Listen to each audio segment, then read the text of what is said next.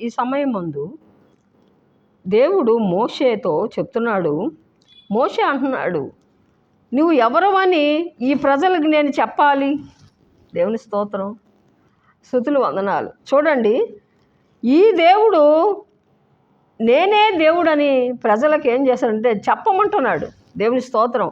ఇశ్రాయేలు ప్రజలకి మోషే ద్వారా దేవుడు ఏం చెప్తున్నాడంటే, నేను ఉన్నవాడను అనువాడనై ఉన్నానని మోషేతో ఏమన్నాడంటే, ఆ ప్రజలతో చెప్పు, నేను ఉన్నవాడను అనువాడను. దేవుని స్తోత్రం.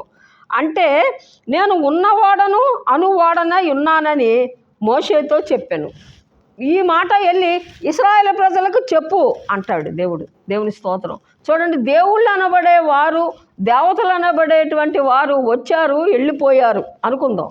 కానీ ఈ దేవుడు, భూమి ఆకాశములు సృష్టించినటువంటి ఈ దేవుడు, తండ్రి అయినటువంటి దేవుడు, తండ్రి అయినటువంటి దేవుడు, కుమారుడు అనేటువంటి దేవుడు, పరిశుద్ధాత్మ దేవుడు అనేటువంటి దేవుడు, ఈ త్రిత్వం కలిగినటువంటి దేవుడు చెప్పుచున్న మాట ఏంటంటే, నేను ఉన్నవాడను అనువాడను.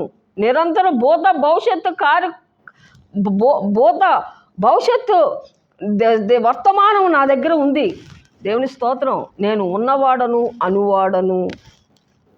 దేవుని స్తోత్రం. ఈ మాట ఎంత బాగుందో చూడండి. దేవుని స్తోత్రం. అటువంటి దేవుణ్ణి మనం కలిగి ఉన్నాం. దేవుడు ఈ మాటలు దీవించునుగాక.